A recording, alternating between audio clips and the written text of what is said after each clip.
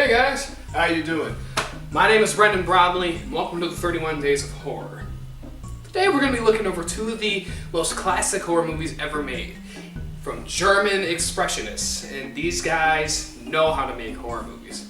They are going to be The Cabinet of Dr. Caligari and Nosferatu, both of them made in the early 1920s, with Cabinet coming out in 1921 and Nosferatu coming out in 1922. Well, let's go in chronological order, starting off with The Cabinet of Dr. Caligari. So, with the movie The Cabinet of Dr. Caligari, what is this movie even about? It's about this man, Dr. Caligari. He strolls into this town, and he has this being with him.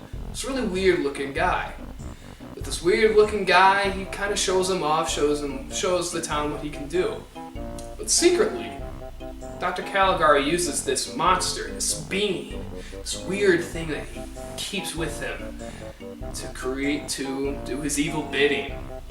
This is kind of an old-fashioned tale. This is kind of a tale of Frankenstein, so to speak. It's not the same idea, but it's got very loose references to Frankenstein easily, especially with the relationship between Frankenstein and women.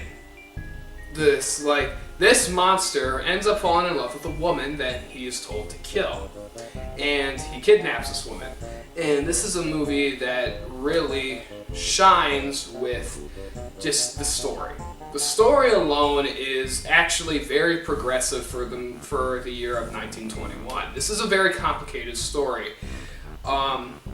With the character of Dr. Caligari, he is a horrible man.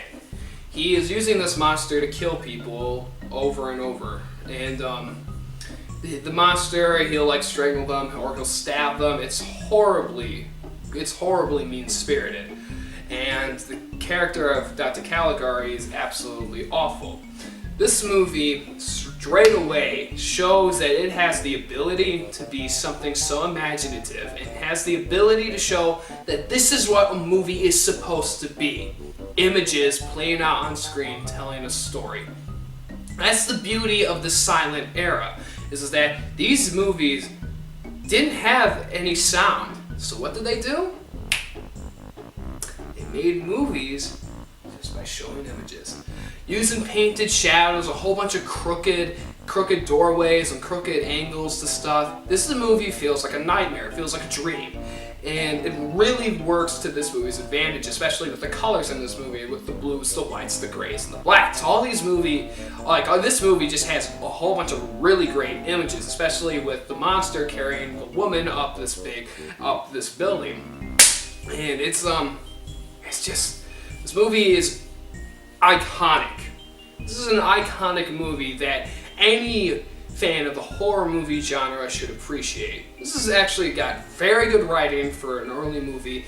The visuals are outstanding for this type of movie, and it's one of the very first movies to actually show that horror, it could be a legitimate enterprise and legitimate genre and movie. Because of it, Cabinet of Dr. Caligari does get a 10 out of 10. Now for this next movie. Nosferatu.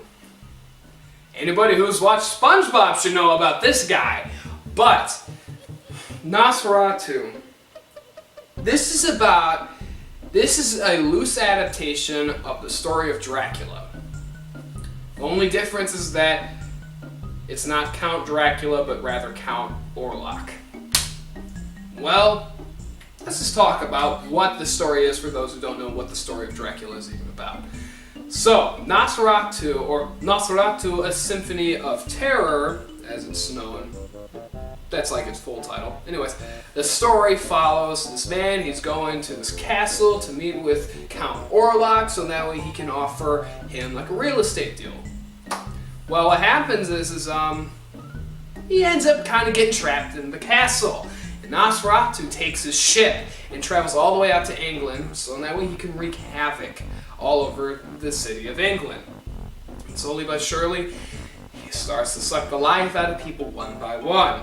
And well, yeah, fairly simple premise because the story was already written before this, and it's as simple as guy shows up at castle, gets trapped there. The guy that owns the castle takes his shit back to his homeland and wreaks havoc.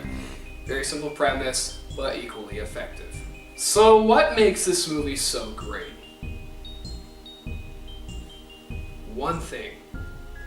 This is the one thing that easily gives this movie a 10 out of 10 for me. It is the fucking visuals. The visuals in this movie are so iconic and so creepy, especially if you watch this movie, that they honestly are like a nightmare. They play out so much like a nightmare, and this is a very hard movie to watch because of the fact it is incredibly creepy. Given the fact that there isn't any dialogue, it just adds to that feel of it being a dream or a nightmare. And with Nosferatu, just the fact that what he looks like, what he would do, what made his character so interesting is not the fact that he looked so normal or anything like that. He looked like a monster. Not only that, whenever something happened, he would look with his eyes and then turn his head. His eyes would start first and then his head would follow. It was incredibly creepy. And just the visuals, this movie wouldn't be as creepy if it wasn't for the visuals. The monster himself, Count Orlok, is easily one of the most iconic horror movie monsters ever created. Just his presence, his long fingernails, his two sharp teeth, his wide eyes, and just the fact that his cloak just was over him, and then like all the weird poses he did, especially when he was walking up the staircase and he looks kind of like this. It's just horrifying. It really is a scary movie to watch. And I watched this movie when I was 8. And it was pretty creepy the first time I saw it. Looking back at it, it's not as creepy since because I've seen it 100 times, but it is still a very effective movie to those who are not necessarily as developed with the horror movie genre. Well, that's besides the point. This movie had a huge impact all across the world. The German Expressionists came here to America, and boom, this movie showed America horror movies could work. And if it wasn't for this movie, I guarantee you we would have not gotten the Phantom of the Opera, Dracula, Frankenstein, the Mummy, the Wolfman, Creature from the Black Lagoon. Guarantee you those movies would not have existed as soon as they did if it wasn't for Nosferatu. Because of that, Nosferatu, with its lasting impact, gets a 10 out of 10. Guys, there you go. We just went over the movie Nosferatu and the Cabinet of Dr. Caligari. Tomorrow we're going to be looking over 2 more silent era movies. I just mentioned it too. The Phantom of the Opera from 1925 starring Lon Chaney.